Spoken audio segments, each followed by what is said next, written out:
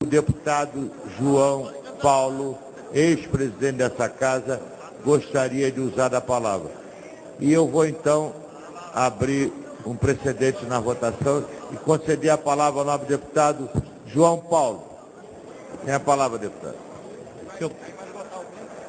Senhor presidente, primeiro, senhor presidente, eu gostaria de, ao tempo que parabenizo o deputado Henrique Eduardo Alves, agradecer essa sessão de tempo para que eu pudesse rapidamente aqui expor aos nossos companheiros deputados e deputadas a minha situação a respeito do processo denominado Ação Penal 470, que chama o Mensalão.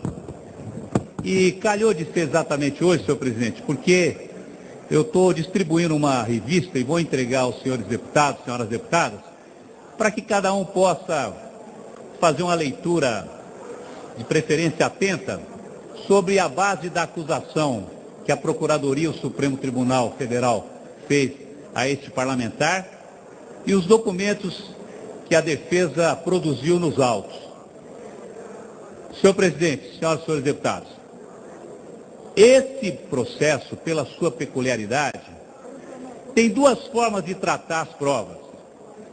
Uma são réus que foram condenados sem provas. E outra foram réus que foram condenados contra as provas, que é o que eu vou tentar mostrar para os senhores aqui. É claro que eu não gostaria hoje, senhor presidente, de usar a palavra para falar disso aqui. Talvez, na dimensão da dor que eu tenho, poderia falar da morte do presidente da África do Sul, Nelson Mandela, que eu tive o prazer de estar com ele em 1991, ele ainda presidente do Congresso Nacional Africano, quando eu era líder da bancada do PT na Assembleia Legislativa. Esse grande cidadão que passou 27 anos na cadeia e há 60 anos está num partido chamado CNA. Muita gente não fala, dá a impressão que Mandela não pratica a política cotidiana que todos nós fazemos, partido, militantes, que ele fez por muitos anos. É um exemplo, é um guia, é um farol que todos nós devemos seguir. Mas sem esquecer e sem deixar de lembrar que há muita hipocrisia em razão disso e que muitas pessoas não dão a profundidade que precisa. Claro, senhor presidente, que talvez gostasse também de falar de outras coisas, dos movimentos de julho, daquilo que o Brasil acordou e presenciou com bastante vigor, ou outras coisas aqui na casa.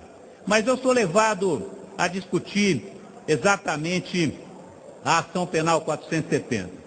Veja, senhor presidente, senhoras e senhores deputados, há um escritor argentino chamado Tomás Eloy Martínez, que diz que perante a dor, a força das palavras são pequenas.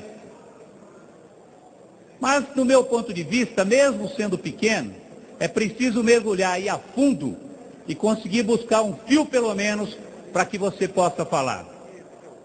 Então, eu venho à tribuna para prestar contas aos senhores e senhoras deputadas, aos quase 260 mil votos que eu tive na última eleição, sendo o deputado federal mais votado do PT do meu estado nas últimas duas eleições, aos meus amigos, meus companheiros e companheiras, à minha família, aos moradores de Osasco, enfim, a todas as pessoas que de uma forma ou de outra tenho alguma relação. Veja, senhor presidente, eu quero falar para as pessoas que querem ouvir. As pessoas que querem ouvir. Esses meus amigos, companheiros, como eles me conhecem, não é uma prestação de conta para tentar provar nada. Que para essas pessoas eu não preciso provar, elas conhecem a minha vida. João Paulo Cunha, queria saber se Vossa Excelência me concederia uma parte. Deixa eu só terminar, deputado Inocêncio, eu daria a parte com o maior prazer. Com o maior prazer. Não, pois não, deputado Inocêncio. Eu gostaria de dizer a Vossa Excelência, ao plenário e ao Brasil, que eu fui vice-presidente 2 anos de Vossa Excelência e posso dizer, alto e bom som, da lisura, da honestidade, da seriedade com que Vossa Excelência sempre tratou com a coisa pública. Então, esse testemunho é espontâneo. Eu não sabia nem que Vossa Excelência ia parar agora. Eu vinha da reunião do Conselho, do Centro de Estudo e Debate Estratégico, mas eu não poderia faltar com a verdade.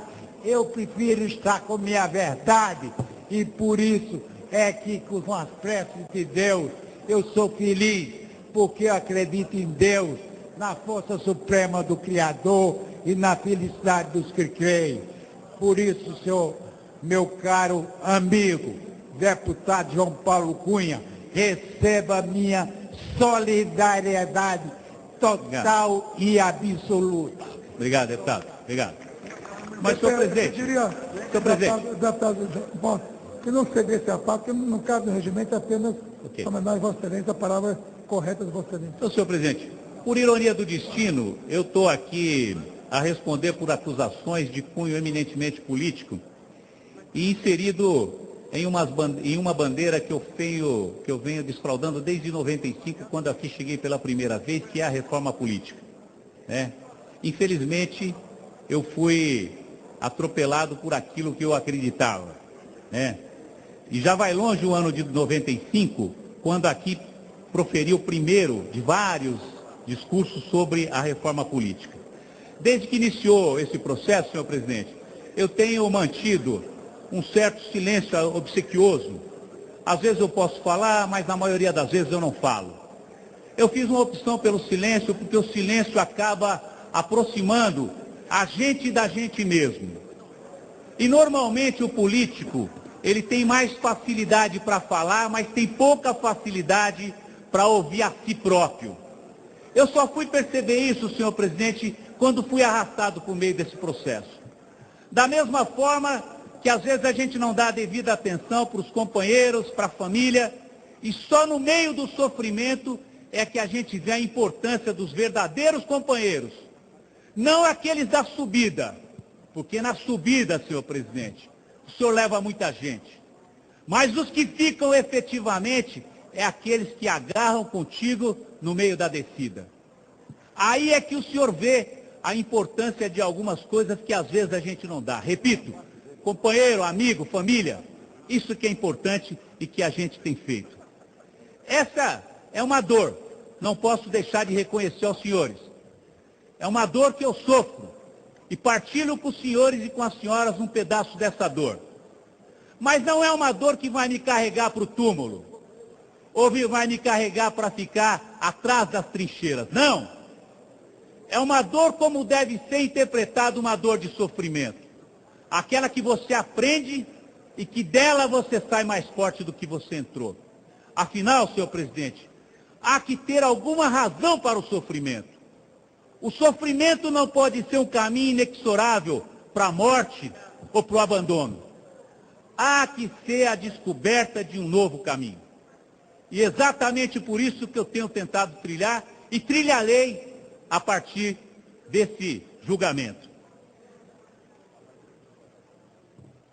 Eu chego aqui, senhor presidente, no meu 7º mandato, sempre pelo PT, nunca fui de outro partido. O ano que vem eu completo 30 anos de mandato. Eu nunca tive um processo na minha vida. Repito, eu nunca tive um processo na minha vida. Quando eu fiz a minha opção pelos mais pobres e pelos trabalhadores, senhor presidente, não foi uma opção a partir de um banco de academia, que eu admito muito. Foi da vida prática e cotidiana que eu, meu pai, minhas irmãs, sofremos na cidade de Osasco, todos nós somos metalúrgicos. Ou mais ainda, senhor presidente, quando eu vi meu pai perder uma lavoura de café em Andirá, no Paraná, e ter que ir sem nada para São Paulo, chegar lá e trabalhar numa indústria metalúrgica. Comecei a criar o meu espírito solidário, fraterno, a partir exatamente da minha experiência de vida. E digo, senhor presidente, não para competir com ninguém que não é de motivo de competição. Eu não fiz da fortuna, da riqueza, razão da minha vida. Repito, não para fazer concorrência com ninguém. Foi exatamente por razão da minha opção de espírito, de cabeça e de coração. E tenho feito disso firmemente há muitos anos. Por isso é que eu moro, senhor presidente, há 21 anos, na mesma casa. Mas não é a mesma casa, é na periferia da cidade de Osasco. Na periferia da cidade de Osasco. E passado 8 anos, e não acharam e não encontrarão nada, porque não existe nada a ser encontrado na minha vida. Senhor presidente, esse processo é cruel, esse processo é duro, mas há que ser enfrentado. O que eu queria deixar para os senhores aqui é que depois cada um pudesse receber uma revista e receberá. Porque eu fui condenado contra as provas que eu produzi.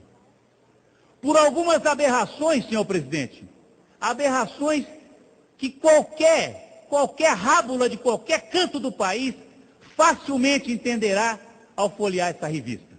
Facilmente. Facilmente. É um quebra-cabeça de uma farsa grande. No nosso caso específico, é um ponto dentro da farsa.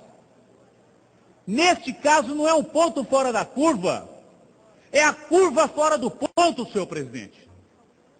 E começo mostrando para o senhor, e uma pena que todos os senhores não tenham a revista nas mãos, para dizer de forma didática até, e que me perdoem os senhores, para que possa ser entendido o que o ministro Joaquim Barbosa disse e o que existe de fato nos autos. Veja, senhor presidente, ele diz que eu cheguei aqui e trouxe uma agência de publicidade. Não, senhor presidente, já tinha uma agência de publicidade. A Denison prestava serviço aqui na Câmara.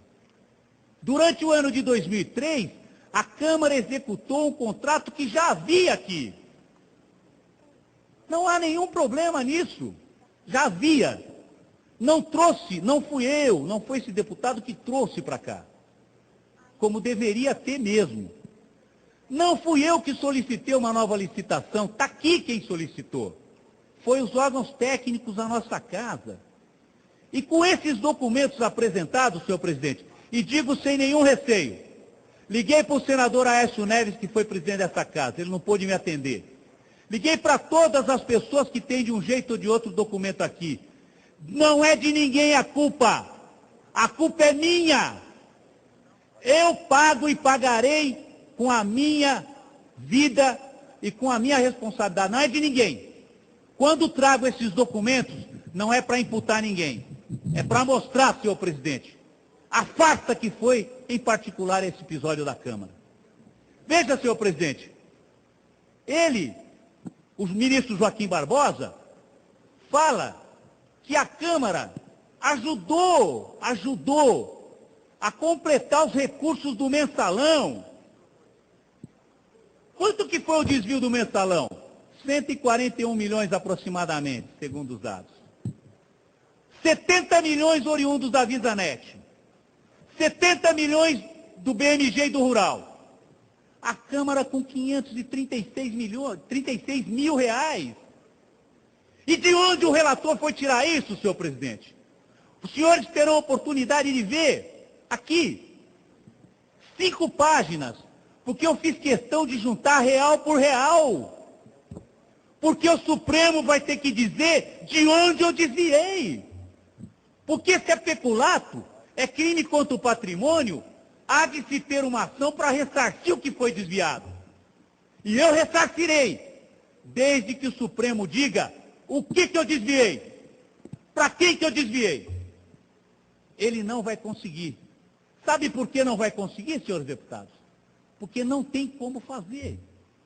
Está aqui, 1 por 1 real. E digo aos senhores, o que ele computou como desvio? O mercado publicitário pratica no Brasil inteiro, tanto nas relações privadas como nas relações públicas.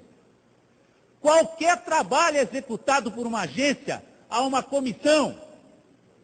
Não somente o contrato reza isso, a legislação reza isso. A Câmara não foi diferente. O contrato da Câmara estabelecia 3 cláusulas. 15% para todo comercial que for veiculado, jornal, rádio, TV e revista. Segunda coisa, 10% pelo serviço direto e 15% sobre o serviço terceirizado. Está aqui. 10 milhões o total do contrato. 1.092.000 pago à agência. Quem pagou a agência? Quem pagou? A TV Globo pagou 369 mil. Veja que ridículo. Extremando o meu raciocínio, eu poderia dizer, senhor presidente, que a Rede Globo ajudou a abastecer o Valério Duto. Ou então a revista Veja, o Grupo Abril Cultural, que recebeu 45 mil, mais a Fundação Vitor Civita, 8.900, ajudaram a abastecer o Valério Duto. É razoável pensar um negócio desse? Evidente que não. Por isso que não procede. Como que eu vou pagar por um peculato dizendo que eu desviei, sem saber de onde saiu e para onde foi? E o Supremo não conseguirá. Digo aos senhores por que não conseguirá. Se os senhores me acompanharem numa conta simples, 1.092.000 foi o que as empresas pagaram para a agência. 948 mil foram pagos dos veículos onde tiveram anúncios veiculados. 129 mil por serviços de terceiro. E 14 mil por serviço executado diretamente pela agência. Se você soma o serviço de terceiro com veiculado, dá 143 mil. Muito bem. Como que chega em 536 mil que o Supremo diz que supostamente eu desviei?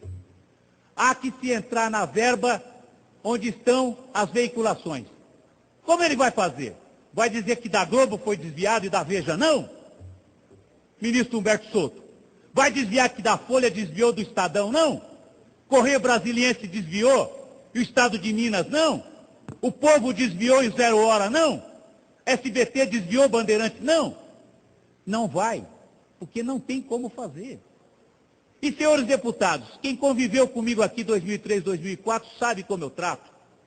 O exemplo da minha transparência foi quando eu mandei retirar os vidros que estavam aqui.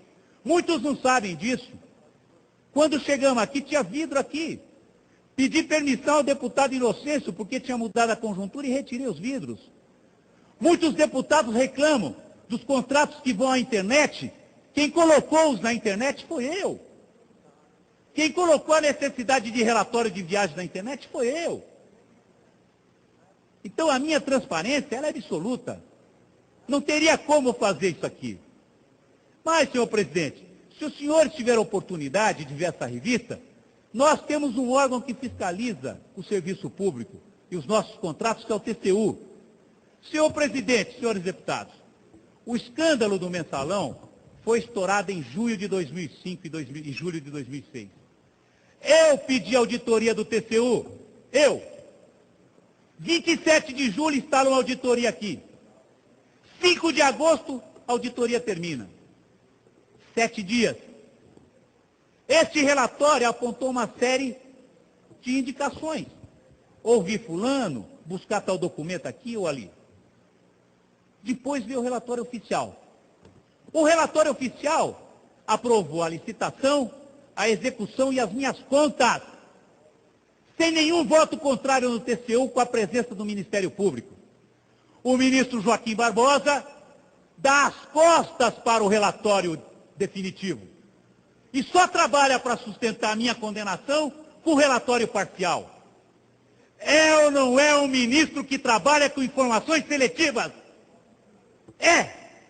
Ninguém precisa responder, eu respondo. É. E mais que isso, senhor presidente, mais que isso, não satisfeito com o TCU, aguardou a auditoria da Câmara. E a auditoria da Câmara tem um grupo de funcionários exemplar ao serviço público. Exemplar. Fizeram depois de um tempo o relatório, sequer citam o meu nome. Ministro Joaquim Barbosa? Não. Ele se apega a um relatório feito em julho de 2005, por um secretário de controle interno que estava investido de forma ilegal no cargo, e que foi motivado por uma rixa declarada ao Ministério Público. Rixa entre o secretário de controle interno e o diretor de comunicação da época. o ministro Joaquim Barbosa, assim como o procurador, se agarra a esse relatório. E o definitivo da Câmara sequer olha. Não satisfeito com o TCU, não satisfeito com a administração da Câmara, remete um pedido à Polícia Federal. Vai lá ao Instituto de Criminalística, faz o relatório. E o que acontece com o relatório? Não me acusa de nada. A licitação foi plena, a execução foi positiva. Não teve nenhum problema. Minto, senhor presidente, teve um problema. Agora, senhores deputados, senhoras deputadas, observem o que é o STF. Observem. A Polícia Federal disse o seguinte: não há nenhum problema. O único problema é com uma empresa chamada IFT. Há indícios de que ela não prestou serviço. Muito bem. Eu era acusado de 2 peculatos. Um por causa da IFT e outro por causa do contratão. Pois bem, o que faz o STF de posse do relatório da Polícia Federal? Aquilo que é o relatório da IFT, que a Polícia Federal fala que tem problema, ele me absolve. E aquilo que a Polícia Federal fala que não tem nenhum problema, ele me condena. Não é seletivo, senhor presidente? Ô, senhor presidente, o tempo urge, eu vou mais rapidamente falar para o senhor. Polícia Federal, TCU, Câmara, aprovaram... Você terá o tempo que necessitar, por sua situação excepcional e merece homenagem desta Câmara. Pode dispor do tempo. Obrigado.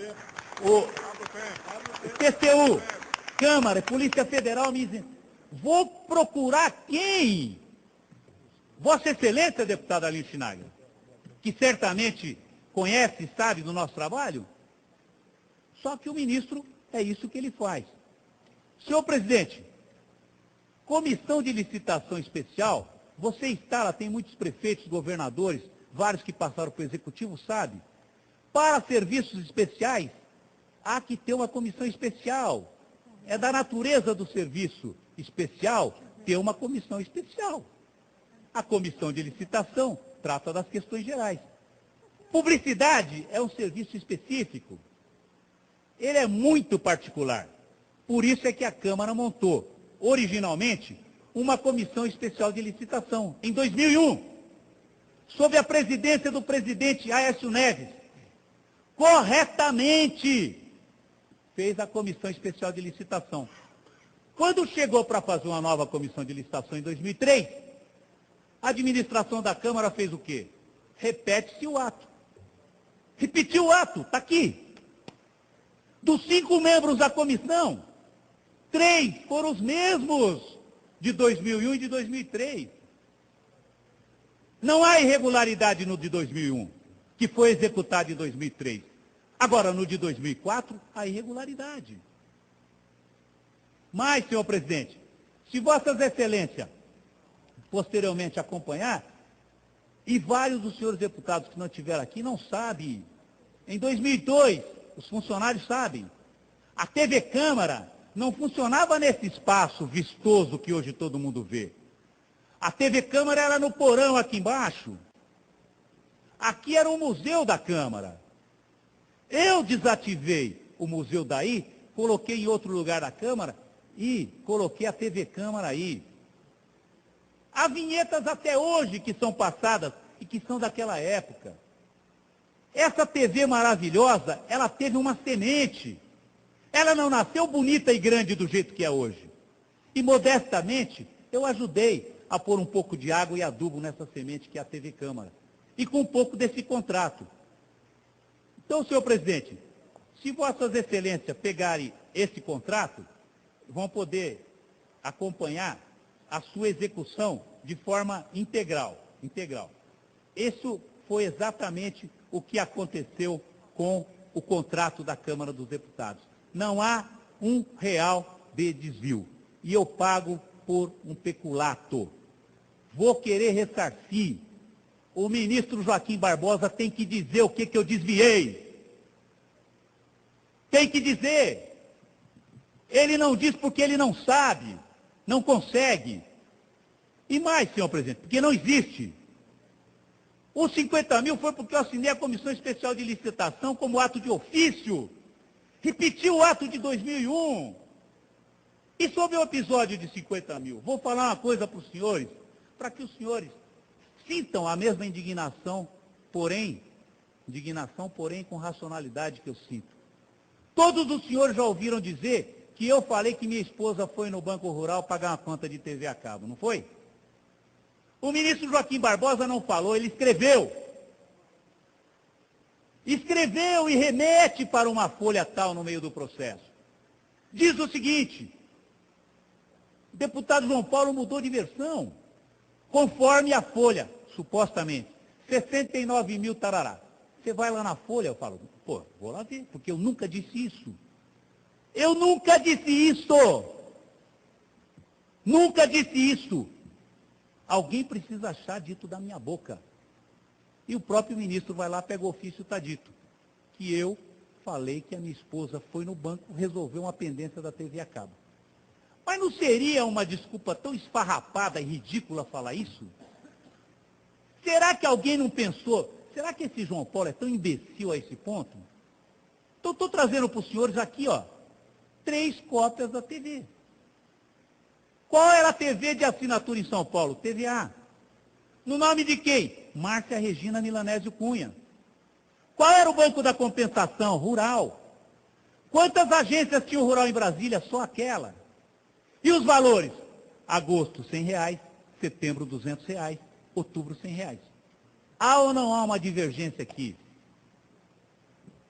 Fala que eu mudei de versão, eu pego 3 jornais aqui para mostrar. Eu não tenho, senhoras e senhores deputados, nenhum medo de assumir erro.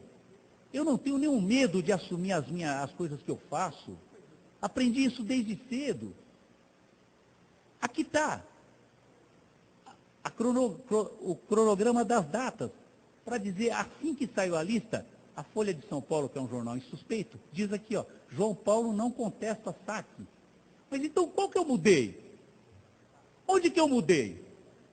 Não mudei porque não há a segunda versão, há só aquela que é a verdade que eu falei. É só essa que existe, não existe outra. E mais, falei, repito, pedi para minha mulher buscar 50 mil reais no Banco Rural para pagar pesquisas na região que eu tinha influência. Falei textualmente, escrevi. Pedi para quem? Para quem eu devia pedir. Pedi para o tesoureiro do meu partido. Corretamente. Fecha aqui o círculo. O companheiro que era coordenador do PT na região vai em juízo e diz o seguinte: eu pedi o dinheiro para o João Paulo. O Delúbio Soares fala: eu recebi o pedido do João Paulo. O Marcos Valério fala: eu recebi o comando do Delúbio. A minha mulher fala: eu peguei o dinheiro. Passei para o senhor Gelson. O Gelson fala: tudo em juízo. Está aqui. Eu peguei o dinheiro. Fez o quê? Paguei as pesquisas. Senhores deputados, repito, o escândalo estourou em junho e julho de 2005. As pesquisas são de 2003. Seria outra barbaridade eu inventar um negócio desse? Não seria um negócio meio ridículo falar da pesquisa, como uma ministra do Supremo disse, falou assim, isso tem jeito de simulação? Pega aqui, está aqui. Pesquisa feita em Carapicuíba, 101 páginas. Quando? Agosto de 2003. 2 anos pretéritos do acontecido. Pesquisa de Osasco, junho de 2003, 94 páginas. Pesquisa de Cotia, 67 páginas. Pesquisa de Jandira, setembro de 2003, 92 páginas. Estão nos autos. A nota fiscal e o recibo. Está aqui. Nota fiscal e recibo daquilo que foi gasto. Foi errado, senhor presidente. Esses dias, conversando com um amigo, eu estava falando para ele, nós ouvimos em todas as nossas cidades, em todos os nossos estados, nas regiões, todo mundo ouve. Eu vi uma pesquisa que está assim o assado, não é verdade? Todo mundo sabe. Isso aqui eu fiz na boa intenção, achando que era do PT. A minha mulher vai buscar, entrega o documento, tira xerox, assina. Tem a nota fiscal aqui, então onde que está a irregularidade? Por isso, senhor presidente, é que esse processo, ele ainda vai ter muita coisa para a gente discutir. Enganam-se aqueles que pensam que encerrará em breve com a prisão desse ou daquele, ou vai encerrar assim que passar os embargos infringentes. Não, vai continuar e vai continuar por muito tempo. E quero, senhor presidente, dizer mais uma coisa aqui do processo. O meu roteiro, para um descuidado, ou para uma pessoa bem intencionada, a hora que ouve, tem a impressão de que, de fato, esse sujeito é um bandoleiro, esse sujeito é um mau caráter, esse sujeito é um... Enfim. Por quê? O ministro pega a data que foi ao banco e coloca uns dias posteriores de um ato administrativo. O que eu mostro aqui, senhor presidente? O processo iniciou 7 de maio, com o pedido de abertura da nova licitação. Terminou em 31 de dezembro com a assinatura do contrato. A retirada do dinheiro foi dia 4 de setembro. Qualquer data antes de 4 de setembro e posterior a 7 de maio, guarda a relação. Qualquer data posterior a 4 de setembro e antes de 31 de dezembro, guarda a relação. Então, qualquer data que ele pegue de qualquer ato administrativo tomado pela Câmara, guardará a relação. E ele apresenta como se fosse um negócio espetacular. Não há nada de espetacular. Não há nada de espetacular. Senhor presidente, senhoras e senhores deputados, juiz, desde a sua origem, é alguém que guarda um certo recato. Juiz, na sua origem, é uma pessoa cândida. Uma pessoa que tem a neutralidade quase como marca. Juiz não disputa opinião pública, porque não submete de 4 em 4 anos o seu mandato. Daí as garantias constitucionais de que ele pode ficar para o resto da vida, que ele é inamovível, que o salário não pode ser reduzido. Por quê? Para ele fazer exatamente o papel que todo mundo espera de juiz. Nós estamos vendo coisas diferentes. Nós estamos presenciando disputas que não são boas. Não são boas. A justiça há que funcionar. A justiça tem que funcionar. Mas, senhor presidente, nós não estamos mais tendo a experiência de conhecer os juízes que efetivamente deveriam comportar como juiz. E digo isso, senhor presidente, sabendo do tamanho da minha responsabilidade do que eu estou falando. Os senhores sabem que a semana que vem pode ser decretada a minha prisão. Ou daqui 3, 4 meses. E os senhores sabem que daqui 4, 5 meses, se eu perder o embargo infringente, eu posso ir para o regime fechado. Vou cumprir o tempo? Não tem problema. Mandela cumpriu 27 anos. Não saiu menos indigno do que ele entrou. Antes de ir para a cadeia, que muitos não sabem, é que Mandela pegou em armas. Que Mandela foi muito mais bravo do que muita gente pensa. Não tem nenhum problema. Vou cumprir porque é a minha responsabilidade. Mas não cumprirei calado. Não cumprirei. Onde eu puder passar, eu vou passar e vou falar. E o senhor sabe, senhor presidente, e as pessoas que me conhecem sabem. Eu estou nessa Câmara há 5 mandatos. Fui estadual, fui vereador. Fui líder da bancada na minha cidade, fui líder da bancada no meu estado, fui líder da bancada aqui em Brasília. Assumi a presidência da Câmara 2003-2004. Muito provavelmente o líder da minoria, deputado Leitão, não sabe. Até 2003 não tinha liderança da minoria. Quem aprovou a liderança da minoria foi eu na combinação com os nossos líderes. Muita gente não sabe. E o que falam de tanta papagaiada, de que houve compra, e chegam a escrever que a reforma tributária da Previdência e a lei de falências foi aprovada com compra de voto.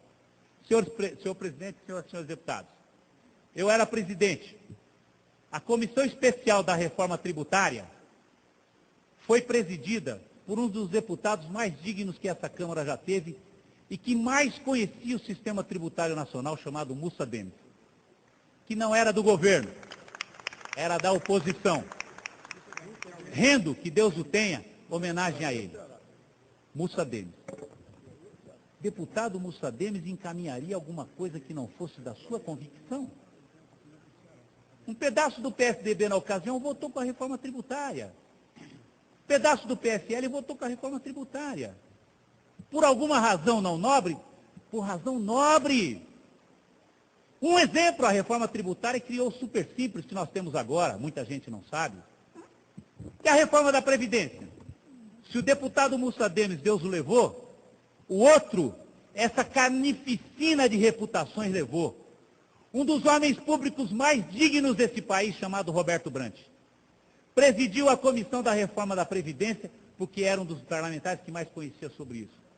Quem relatou foi o senador José Pimentel, do PT do Ceará. O deputado Roberto Brant se submeteria ao expor aqui na Câmara uma comissão que ele presidiu por alguma razão não nobre? Não, porque ele sabia o que estava sendo aprovado e que era bom para o nosso país. E tive uma tristeza, senhor presidente, o dia que o deputado Roberto Brant se despediu daqui. Mas a imagem dele é uma imagem que eu carrego comigo. Não vou fazer a mesma trilha que ele fez pelo deserto ainda, porque eu ainda buscarei alguma sombra. Mas ele disse que estava atravessando um deserto. Muitas vezes o sol é escaldante, a areia é grossa, pesada e quente. Mas ele atravessou. E do outro lado ele encontrou muitos amigos. Quem ele não contava, que ele sabia que estava ali como é amigo. Roberto Brant fez um discurso muito bonito. E disse que o coração dele estava congelado. E citou o exemplo que eu vi recentemente. Ele citou o exemplo do deputado Ricardo Fiuza, que comandou o Centrão na Constituinte. Que podemos ter as divergências que forem com o deputado Ricardo Fiuza, mas que foi quem consolidou o Código Civil que orienta o nosso país hoje. O deputado Ricardo Fiuza se debruçou sobre o Código Civil e apresentou ao país. Tem obras escritas sobre isso. Ele esteve envolvido num problema de orçamento, não sei o que é. Quando ele morreu, Roberto Brant lembrava disso, e eu guardei isso. Ao invés das pessoas lembrarem, como deputado, independentemente das nossas divergências com ele, o deputado que escreveu o Código Civil, ele foi lembrado como o deputado que esteve envolvido não sei no que, não sei no que, não sei no que. O mesmo Roberto Brant, numa peleja recente com o PSD, eu li em uma matéria dizendo, deputado Roberto Brant, que esteve envolvido no processo do mensalão assim, assim, assim. Ou seja, é uma marca indelével. Nós levaremos para o resto da nossa vida. Mas não há problema. Se esse é o preço, nós pagaremos. Senhor presidente, senhoras e senhores deputados, fiz essa revista, vou remeter uma para cada deputado, Espero que os senhores leiam. Não tenho, repito, não tenho a intenção de responsabilizar ninguém. A responsabilidade é minha, é toda minha. A reprodução dos documentos é só para mostrar a base legal, tirada do TCU, da Câmara, da Polícia Federal, que embasa esse processo que tem mais de 200 mil páginas. A Câmara entra por quê? O ministro diz, o deputado João Paulo era figura de proa na organização. O deputado João Paulo sabia da origem dos recursos. O deputado João Paulo tinha um convívio assim. Deputado Fábio Tradi, por que ele não imputou a mim o crime de quadrilha?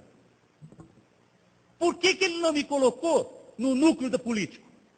Por que não me colocou no núcleo financeiro? Por que não me colocou no núcleo publicitário? Porque não encaixa. Porque não encaixa. É uma peça fora do quebra-cabeça. Mas que tem um roteiro que é um roteiro simpático para as pessoas que querem matar as outras. Eu não quero matar ninguém. Vou encerrar, senhor presidente, pela atenção do senhor e de todos, dizendo o seguinte. Tem uma passagem bíblica muito bonita que fala de Jacó e de Raquel. Jacó era um varão muito forte, que tinha várias mulheres. Teve 10 filhos com Lia e as suas outras mulheres. Mas ele amava de paixão uma mulher chamada Raquel. Raquel foi namorada por Jacó por muitos e muitos anos. 14 anos, dizem os teólogos. E ele suportou 14 anos namorando Raquel. E conseguiu casar com Raquel. Só que Jacó queria um filho de Raquel. Só que Raquel era estéril. Mas por uma obra de Deus, Raquel engravidou de Jacó e foi ter um filho. Quando nasceu esse filho, senhor presidente, para a tristeza de Jacó, Raquel morreu e o filho viveu. Raquel quis dar o nome de Benoni, que significa o filho da minha dor. E Raquel morreu. Jacó pegou o filho, olhou o filho e disse: eu não conviverei o resto da minha vida olhando para o filho da minha dor. Vou mudar o nome. Vai chamar Benjamim, que é o filho da minha alegria. E assim denominou Benjamim, o filho da alegria, que foi o filho de Jacó com Raquel. Termino dizendo isso, senhor presidente, para dizer o seguinte: esse processo do mensalão é filho da minha dor. Mas eu não vou carregar com uma tristeza para o resto da minha vida. Não. Não. As coisas na minha vida nunca foram fáceis. Nunca foram fáceis. Dizia agora há pouco ali, em frente à taquigrafia. E vou encerrar dizendo isso, senhor presidente. A minha opção política não nasceu de uma escolha qualquer. Eu tinha 11 anos de idade, morava num bairro chamado Alto do Farol, Quitaúna, em Osasco. Minha mãe era empregada doméstica e trabalhava no bairro chamado Barra Funda. A ligação entre Osasco e Barra Funda era feita de trem. Um trem 20 para 7 da manhã minha mãe pegava e eu ia agarrar da mão dela. Ela me levava para trabalhar. Pegava o trem com a minha mãe e descia lá. Minha mãe era empregada doméstica e a patroa dela tinha uma fabriquinha pequenininha, num detergente parecido Pinho-Sol. Eu ficava o dia todo enchendo esses vidrinhos, fechava, rotulava, botava na caixa, fechava a caixa. Fui um grande operário.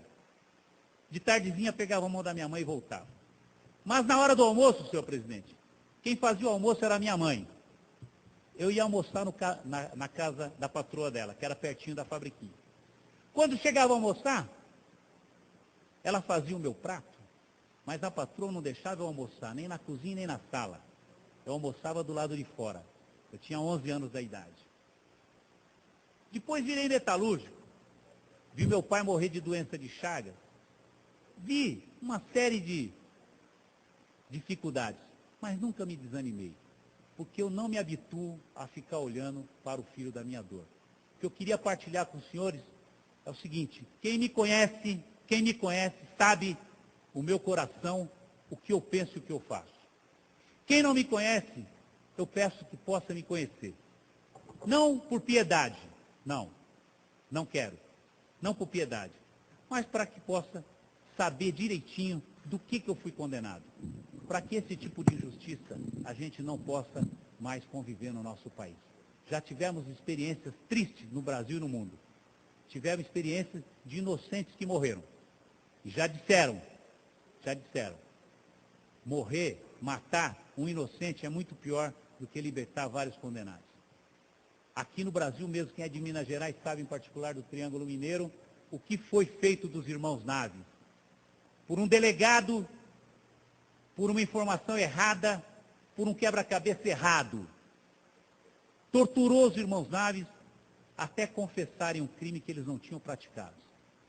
E morreram carregando o resto da vida aquele crime.